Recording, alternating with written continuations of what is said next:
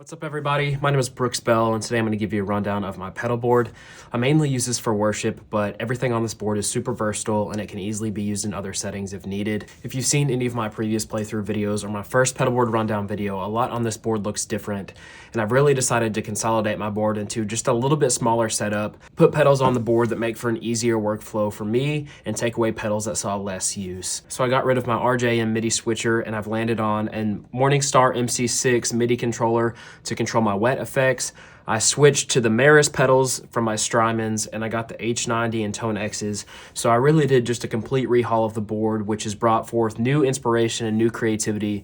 I'm loving digging in this board and pulling sounds out of it. And so today I'm going to show you just a little bit of the sounds that I'm able to get from it. As far as my pedal board goes, I'm using a Pedal Train Novo 24, and then I got a custom case made from Safe Case, and I would highly recommend them. They make some really heavy duty cases to protect your gear on the road. For my guitar, I'm playing my Fano Alt De Facto GF6 with TV Jones Powertrons as pickups. That can be seen in some of my other playthrough videos. And this guitar has been my main guitar for 5 or 6 years. I really just have a good workflow with it and it sounds super good. My pedals are powered with 3 Strymon O-highs that are chained together underneath the board, and I still have a little bit more room for additional power if I need. But I've never had any audio or power issues with those, and they've been super good to me. I'll talk about the ToneX's for a little bit before I get to the signal chain. I've used a lot of amp simulators before using these. I started using an only Kemper setup and then started using Kemper as just an amp. But between my dislike with some of the compression I saw in Kemper and then needing another Kemper for a true stereo setup, I switched to the HX Stomp for my amps, and I really did like the HX Stomp. It sounded great, but when I redid the board, I switched to the ToneX's right when they came out. And man, these just sound so amp-like. They respond just like an amp, even have some of the imperfections that you hear in the real deal, and I kind of like that. And so I'm using the captures from Teddy Tones, my buddy Jake Faber. I'm using his OG Good Dog and Freedom, the first captures he came out with.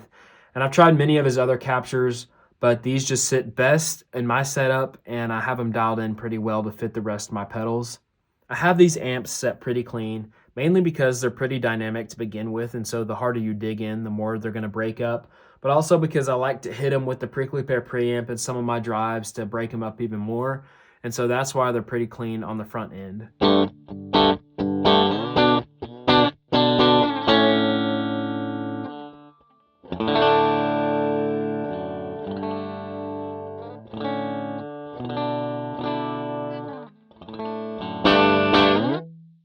As far as my signal chain goes, I go into the Boss TU3S first, and that's mainly because I just needed a quick and easy input on this side of the board, and I found a tuner that fit absolutely perfect in that spot. From the Boss TU3S, I go into the Cali 76 Compact Deluxe compressor, and I'm just now trying out this compressor, so I'm a little late to the bus. But when I'm searching for compression, I'm looking for 2 different things. I don't really like there to be a noticeable difference when the compressor is on versus off in terms of amount of squash. I like it to be pretty open, but I also like benefiting from the sustain that the compression gives.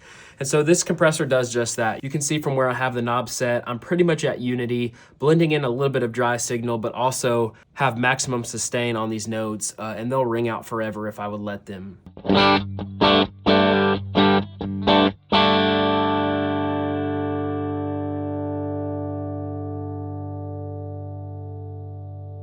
And this compressor is complemented by the Prickly Pear preamp by Tone Ranger Audio. This is the version 1. I got it right when it came out, and this is a clone of the preamp section from the SDD 3000 core delay units that the Edge and other great players used. And this isn't always on for me. It adds such a great chime to the tone, and this is what it sounds like complemented with the compressor.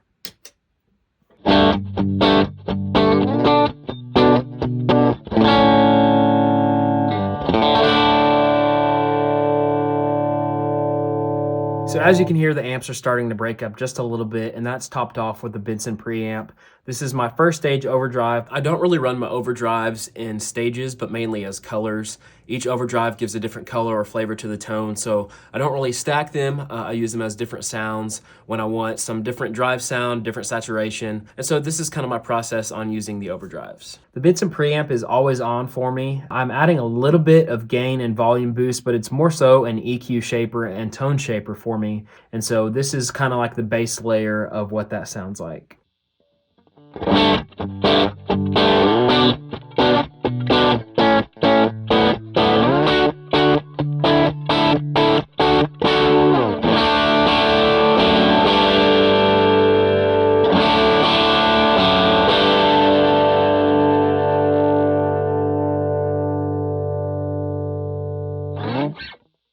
From there, I go into the full drive 2, and it pairs well with any other overdrive or any amp.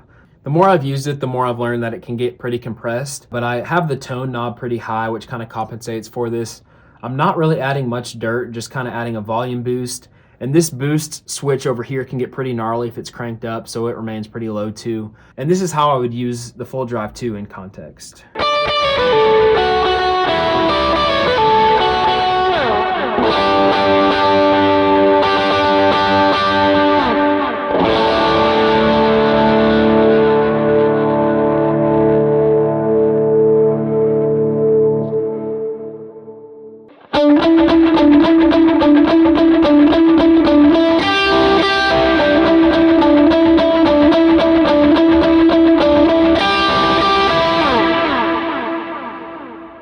So there's the full drive 2 with the boost and with the boost off.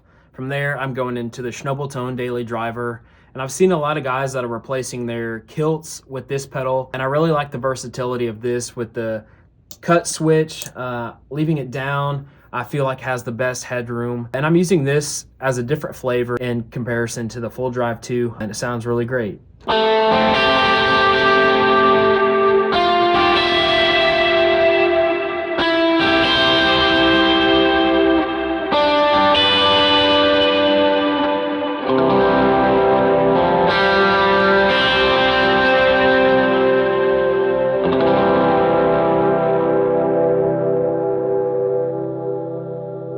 So it can get pretty gainy.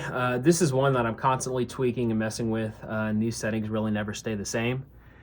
From there, I'm using the Dunlop DVP3 volume pedal, and I've never had one break on me until a few weeks ago. One broke, but other than that, it's held up really well. From my volume pedal, I go into my wet effects, starting with the Eventide H90.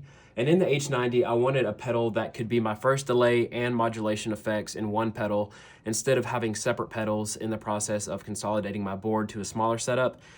And the Eventide H90 does just that and so much more. There's so many algorithms and great sounds in here that I'm still trying to pull out of it. But mainly I'm using the bucket chorus, vibrato, and delay from Jake Faber again, and I've tweaked these a little bit to fit my likings on repeats and mix, but it sounds so good, and this is a context where I would use all of the modulation and delay.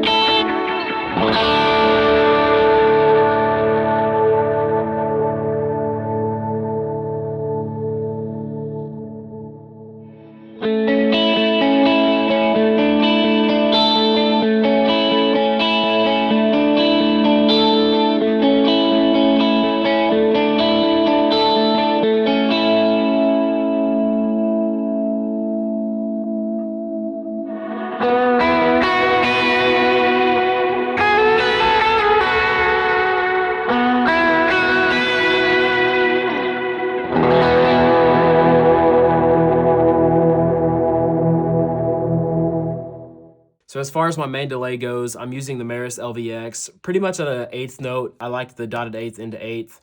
And then I'm running the LVX into the Mercury X, and all of my wet effects are controlled by this Morningstar MC6. As far as the Morningstar MC6 goes, this is the powerhouse for all of my MIDI pedals. Its workflow is pretty easy. I learned the editor pretty quick when coming from the RJM editor and the RJM pedals. And so I got it programmed pretty easy. It works great with this setup, and I am enjoying the small enclosure when compared to other MIDI controllers. I'm setting MIDI clock to both the LVX and the H90 to sync their tempos together. For my H90 page, I'm able to call up specific presets quicker. And as far as my homepage goes, I'm able to bank up and down on the LVX, see what tempo I'm sending to my delay pedals. I'm able to trigger the hold modifier button on the Mercury X, as well as bank up and down on some preset decay and mix reverbs that I have. And that's the reverb that I use. I don't really use song-specific reverbs. I like to have a very consistent sound, know the sound that I'm recalling. As far as my reverb levels go, I'll show you how I would use these in a set and just the differences in decay and mix between each preset.